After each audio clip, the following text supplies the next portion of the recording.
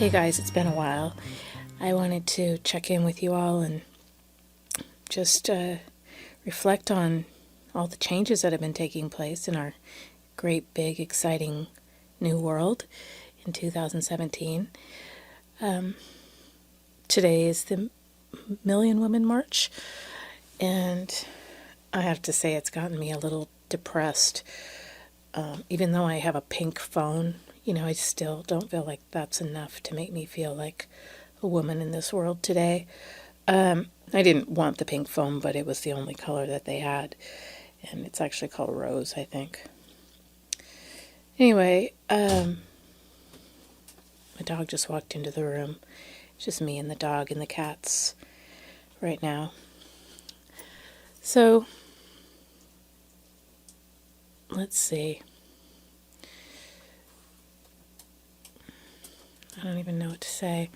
This is supposed to be a happy time, I guess. I feel like it's not. There's a changing of the guards taking place, I guess, sort of, with the Republicans taking over the White House, Donald Trump. And I'm not certain what's going to happen. I don't think anybody is. But what I'd really like to reflect on is the culture of outrage and violence that surrounds us right now, or seems to be surrounding us in our media.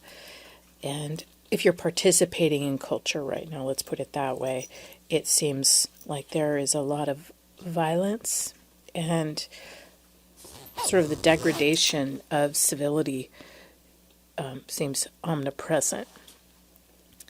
That's always bothered me. I don't understand protest, I think deep in my heart, I'm very suspicious of the protest mentality, even though I do believe that we should be able to have a protest. I do see it as damaging. It's sort of like a social surgical procedure. It's disruptive.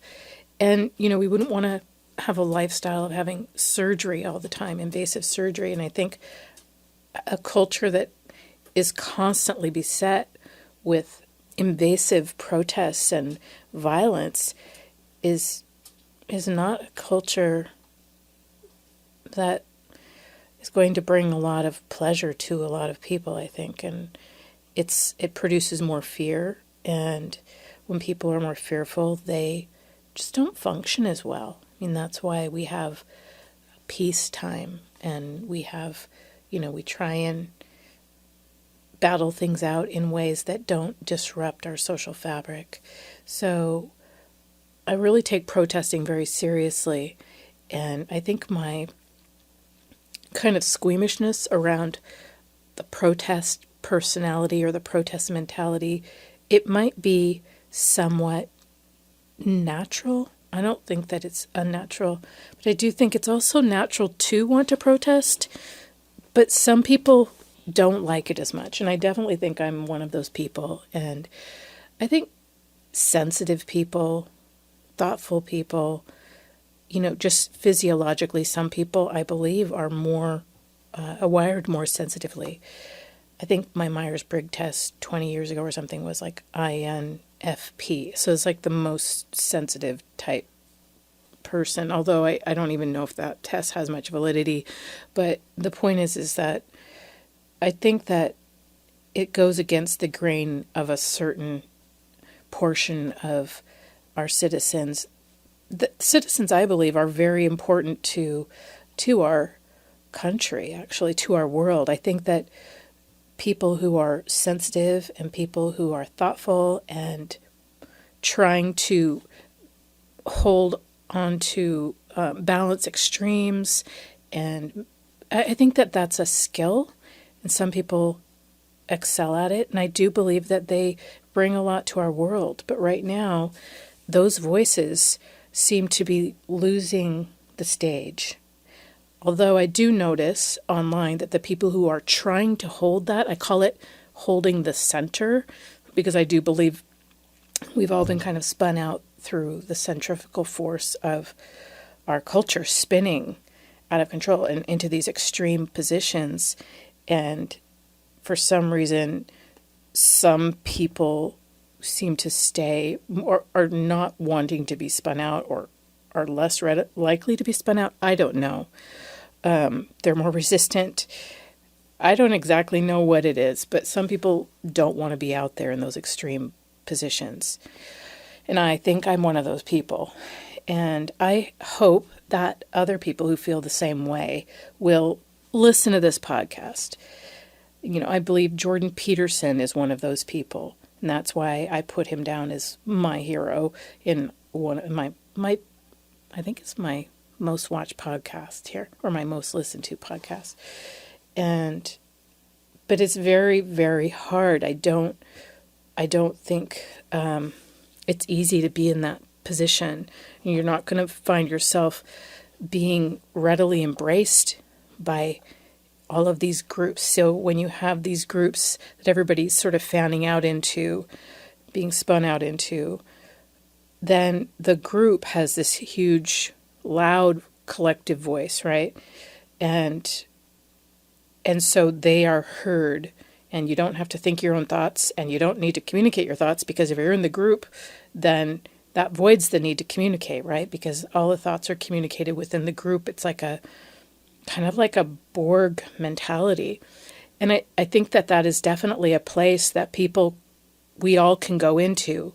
But like I said, for some reason, some people find that experience terrifying. For me, I'm looking back over my experiences of when I was in large collective groups, and I've always been that person who has a hard time letting go and joining in. There have been times where I've done it.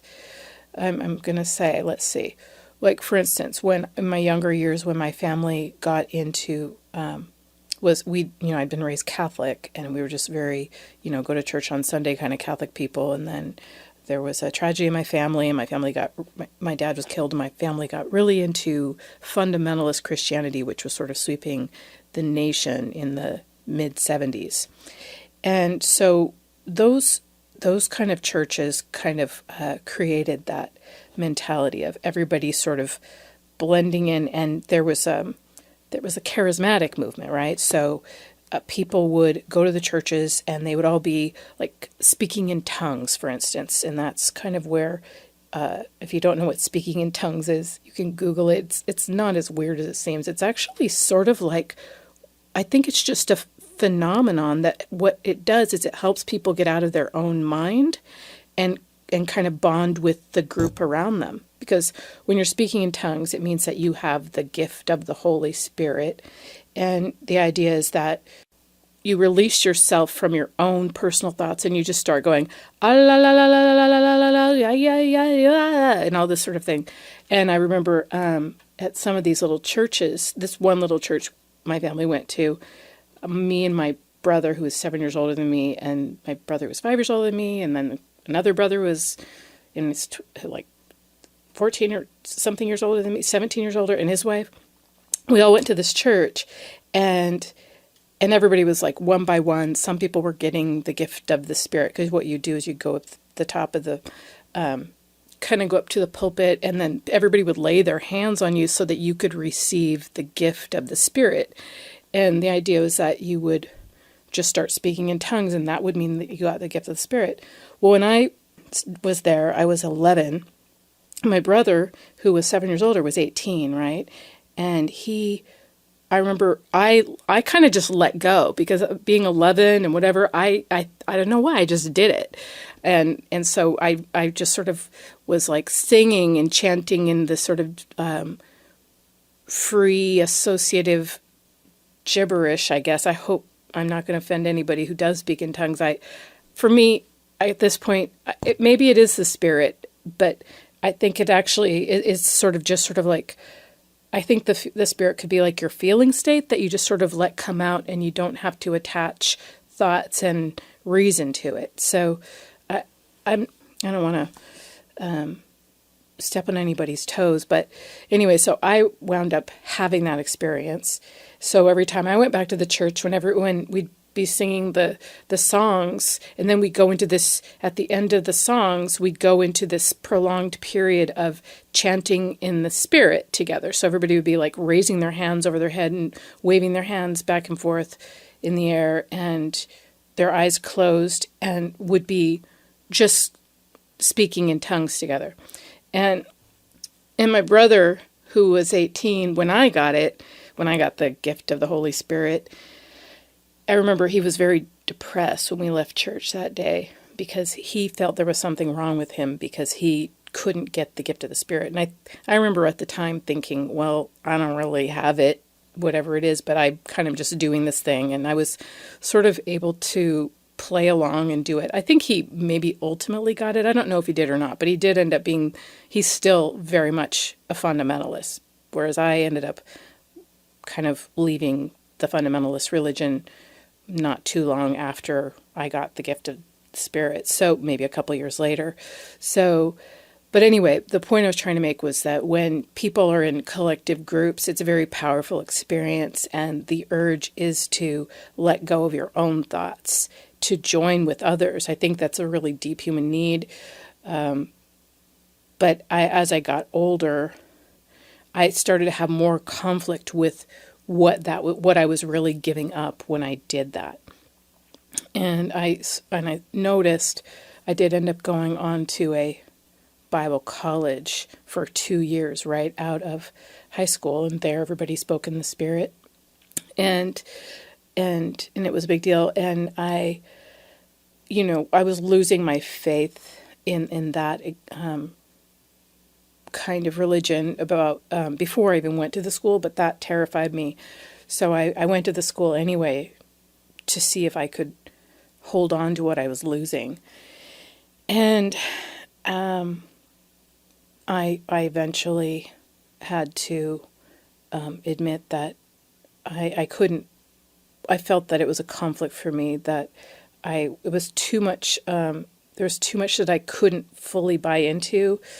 And even though it was sort of nice and kind of to be part of that church for a time, I began to feel that it wasn't really going to work for me. And I think if it had worked for me, I probably would have stayed in it. So this is interesting. So what happened was, because I was sort of a more thoughtful kind of person, and I had been a writer type person, kind of a little bit more creative, like I liked to wear funky clothes from like vintage stores, even though they were very modest, and women always had to wear dresses at this school.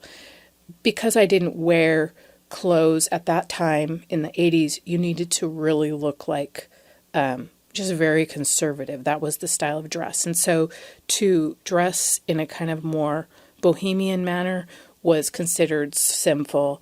It was becoming clear that I was too much of an individual type person at that school, and I knew it. And so it made it so that I was branded as somebody who would not be able to rise up in that system.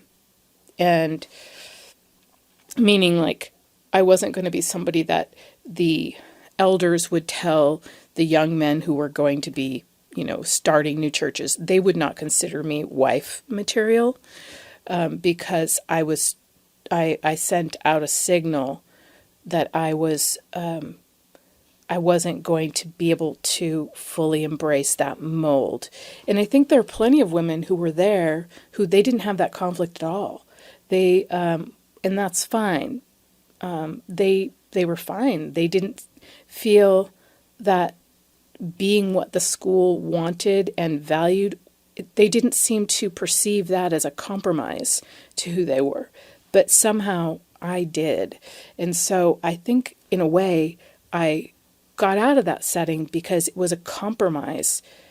Because it was like cost benefit wise, it just, I didn't see where losing my whole self or the self, like, it felt like I wasn't having integrity. Like my integrity was being put to the side to be able to fulfill what they wanted. And I wasn't needing to do anything, quote unquote, sinful or wrong. It was just the way that I even viewed life. I didn't believe that, I didn't like the group think was what it was. And so, but like I said, I noticed many people, most of the people who were in that church, I kind of kept up with quite a few of them, what happened? I got onto Facebook at one point. I think it was, like a long time after I was at that school. So when was that? I don't know, like 20 years later. So that was like over 20 years later, Facebook becomes a big deal, right?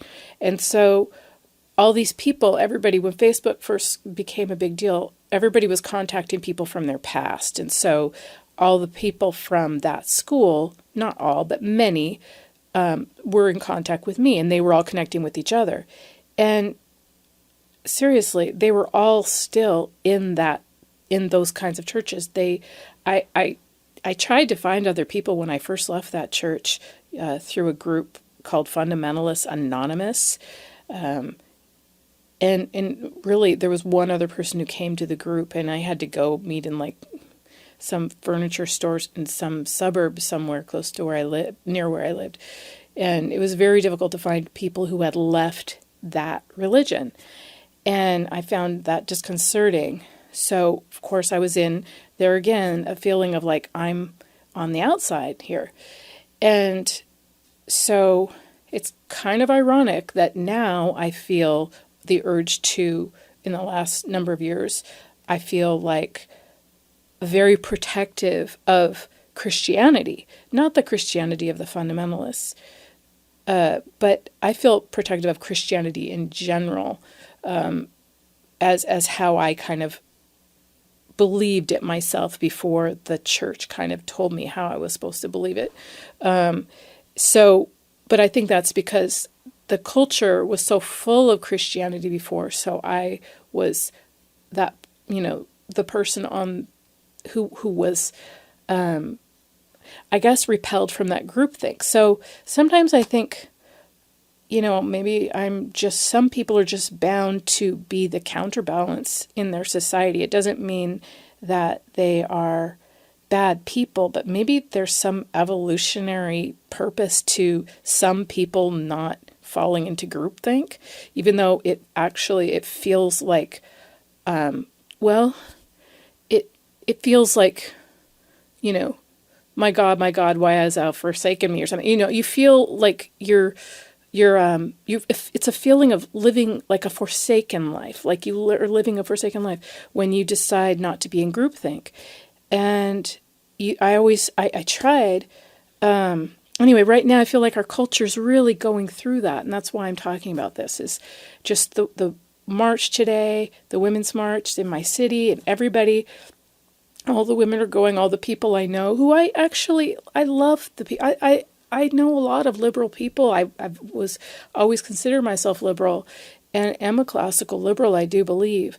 I'm not a progressive. I know that. So, anyway, all these people that I know and have been around, and, it's just a given that they are going to these things. And when everything became more extreme with the liberalism kind of moving over into progressivism and it just getting crazy in the last 4 years or 8 years, but mostly the last 4 years where it seems really crazy, the extremism, I couldn't continue on that path. But I think I was fine before. But then I had to make a choice because I'm like, well, I'm suddenly finding that I'm not feeling like I'm being true anymore. And so I'm having to move in this other direction or something. And so here again, that feeling of being on the outskirts. And I'm not saying this to feel sorry for myself, even though honestly, sometimes it does make you feel so sad.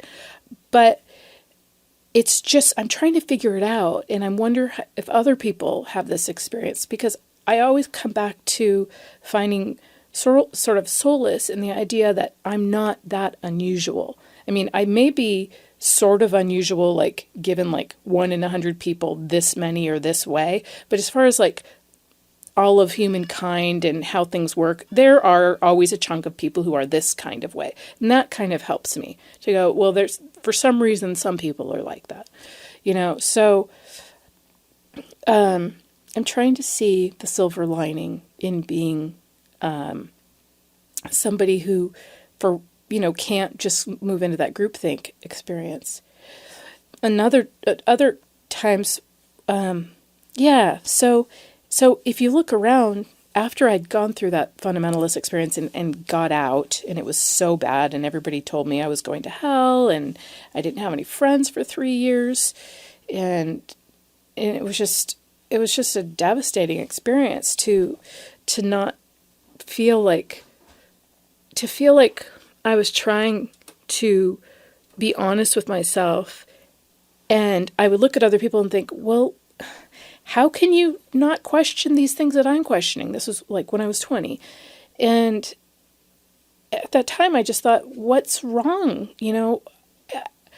I'm not trying to be a bad person here, but I'm just trying to be honest. And still I got this, people, always praying for me, and you're going to come back to the church, and then they always seem so happy together. Like, well, when I got back on Facebook and I saw that they were all kind of still happy and they're in their churches, and literally they're very, they are happy. They're happy.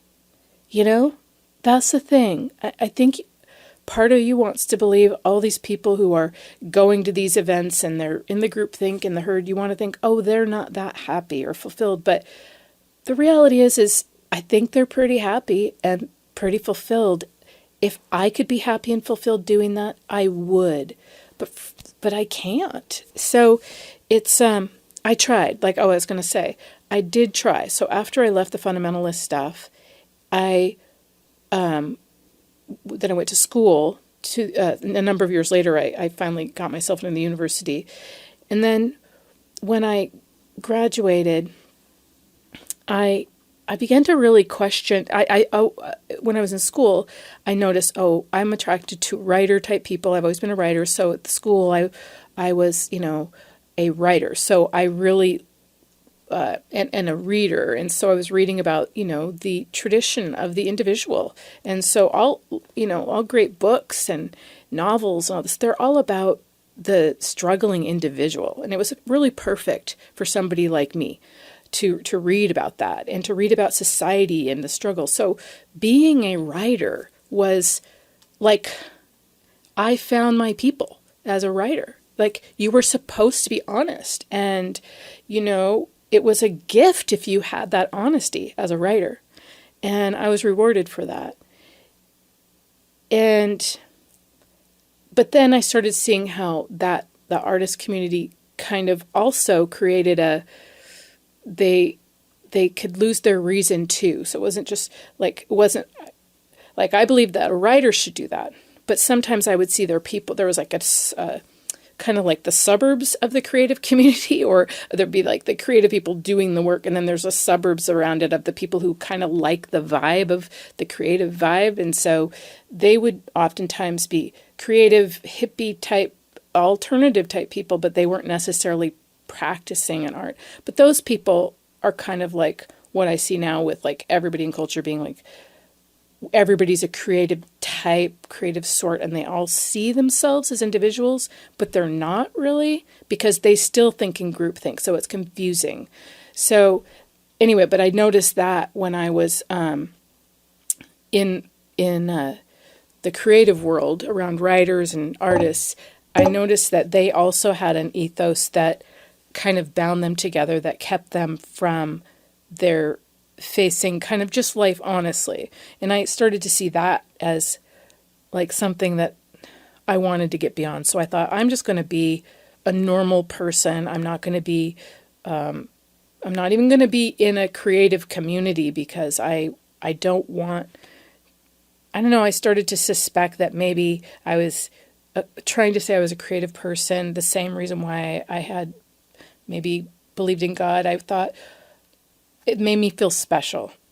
And I thought, well, maybe, like, I didn't want God to make me feel special, and I didn't want this creativity to make me feel special. I felt like I just wanted to be an average person who didn't need to be singled out in any way by God or by art or creativity. I just wanted to be one of those people who just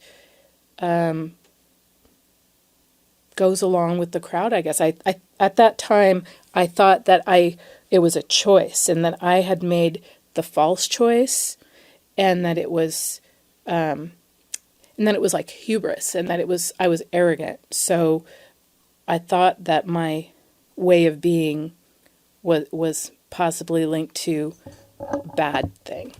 So for a number of years, probably, then I had my daughter. So that really helped me to want to be normal. So I decided I'm not going to identify as this artsy person in a group of artsy people. I am going to identify as a person who is prioritizing others and, trying to raise a kid and have a family and things like that. But then I noticed that the groups of people that I would get involved with, like mother's book group or the sport team or whatever, I was never overly engaged in any of that. But I noticed that when I was around people who weren't necessarily striving for something or identified with something even in themselves, I felt like the word bland. God, that sounds horrible. I don't mean bland. I always felt like there was something about me that was keeping me from blending in. Kind of like, not that they were bland, but that I was too piquant somehow, and my psyche was too it just couldn't blend very well. So I suspected that was a problem. So I even went to therapy, because I thought, I'm just going to follow the rules. I'm going to get a job. I'm going to get a master's degree. I'm going to have, proper work and find a job that I can use my skills in. And that's why, decided to become a therapist. But even through all of that, every group I got into, I always noticed, I'm failing at this on some level. So, and now it's sort of the same with, in a big way, with what's happened in the culture. So I'm trying to turn this around, just even as I'm speaking right now, and not see this as a failure, and see this as kind of an acceptance of a style of being in the world. Where it came from, I'm not exactly sure. I don't know if it's just my personality. I don't know if it has to do with having kind of unusual experiences in my childhood. I kind of used to think that it was that, like thinking, oh, well, my dad was killed, or my mother wasn't quite right, and I thought maybe that was what it was. But when I look at my own kid and I see her as having very similar traits to me, also being she's an artist, and she really is out there in her own sort of thinking. And I've never really told her what to do. I did not raise her with a religion, but I just raised her to be a good person. And also I think that I was heavily influenced by religious ideas, and so I basically stripped them of I kind of tried to reorient myself to what the most basic values that I thought were critical for a person to have, and I gave those to her. So it could have even been stronger than religion, what I gave to her, like facing yourself, doing your work, don't blame other people, don't make excuses. I mean, even though we all do that all the time, but I'm talking about if I was to say that I had a value system or something, don't, essentially try as hard as you can to pull your weight, and don't assume too much, and try and love people as much as you can, and try and speak the truth, and also don't speak too much when you don't need to, and all sorts of stuff. So it wasn't like she was raised without values, but her personality is so strong, and it's made me think that it's possible that my theory that my troubled or my disruptive childhood caused me to be this way, it's caused me to rethink that and think that some people just think more, I don't know, maybe they have more of a sense of loss when they're in a groupthink setting. I think that's really what it's boiled down to for me. And I think that the reason why it's valuable to hold on to this and not to get too freaked out about it, not to worry too much about it, and just to know it's okay and you're not a bad person for that, is because I think over time I've noticed, I think that it's a valuable function for the group, people who are in the groupthink. Sort of like when I maintain this connection to myself in this certain way, I may not give those people a sense of comfort. They may not want to be my friend or, invite me to be part of their mom's book group, because for whatever reason, they know I'm an alien. But what I've noticed is in every phase of my life, every single phase, I've always had people who sought me out and clung to me. Even now, like little children, like I don't know why, like I don't even do anything, but I'm still like, as my nieces say, their children call me a rock star.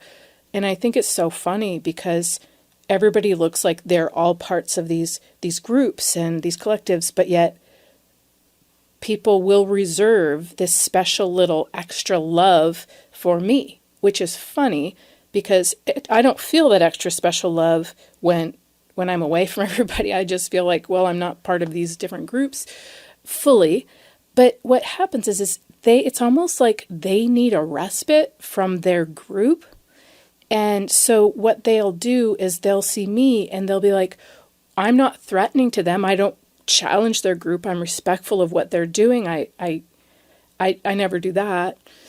I don't think you can be a rock star if you go around challenging people in their little groups. Not that I want to be a rock star, but it is really fun when you go into a house and like 7 little kids run up to you and grab you around the legs. It's really, it makes up for all the times you feel like you're a lonely loser who has weird thoughts that other people disagree with. But anyway, so every phase of my life always had very strong supporters, but few, like not the big group. So I never got the stamp of approval from any group, but individuals would always find me. So any individuals from those groups would come, and it's made me think.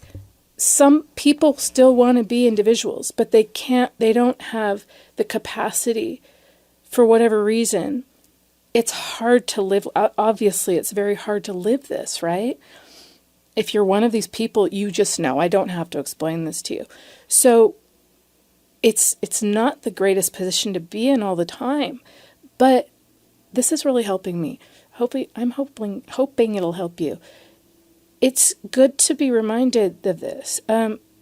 Literally every phase. It's every phase. People have always come to. And then I would always be sad. They would come to me and then they'd be in my life for a while. And I used to think, oh, I'm like a resort. People come to me like a resort or a retreat. And then they go back to their real life. And that used to make me feel really sad.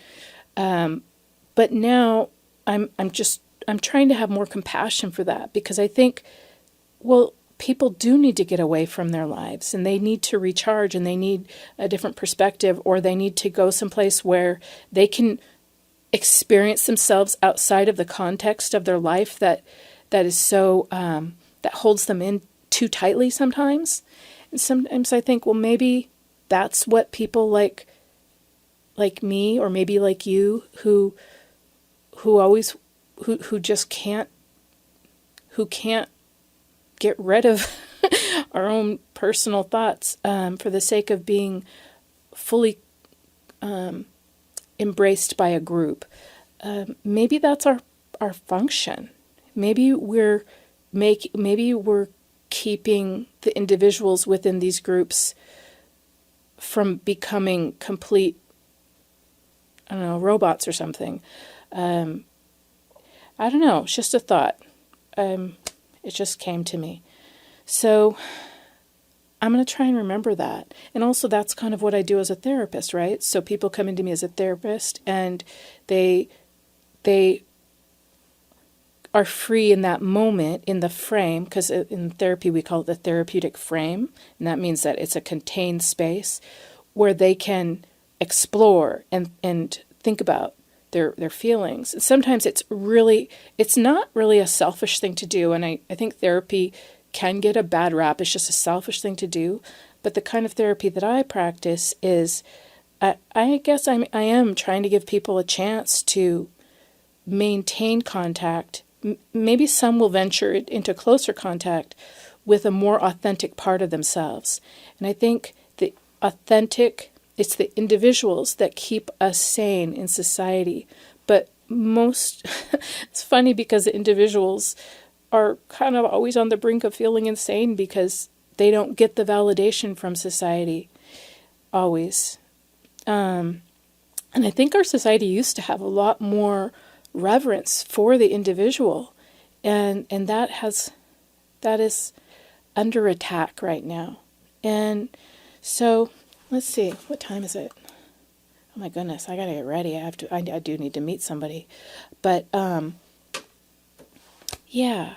So if you're one of those people who just has never felt like a belonger, and maybe people have said you're a loner or antisocial. I certainly don't believe I'm an antisocial person.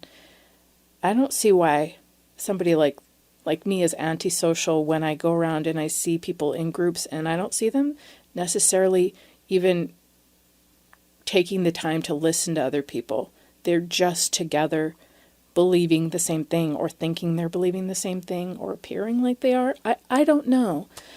But anyway, so definitely not antisocial, but just, I don't know, it's a funny kind of personality, and it has its downsides, and I guess it has its perks. It doesn't always feel like it's a perk for me, but if I can look at it like, there's a reason why I'm kind of in an outpost position, a counterbalance position. If that's a good thing, if that can be helpful, if I can hold on to that, that could be very soothing. So I hope that this has been helpful.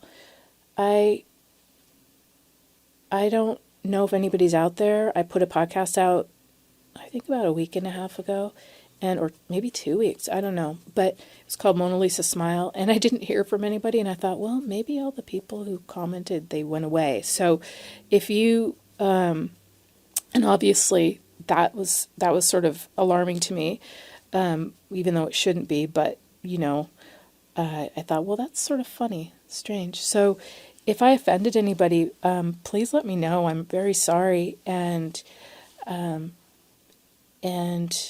I'll try and do better. And I don't want to give up on this. I do need to start doing some actual writing with my name on it so I can try and find some more clients in my town. So I won't be able to spend as much time doing this. If people don't let me know that they're listening, and if I don't get any more subscribers, it'll be hard for me to keep devoting time to this. So if you do like the podcast, try and let me know. So I'll continue to do them. And I guess that's it. So have a great day, night, whatever you're doing. Enjoy yourself and know that you're important, and we all do need each other, and we really do. So that's all. Bye-bye. When a lonely whistle calls out your name, when a lonely whistle calls out your name.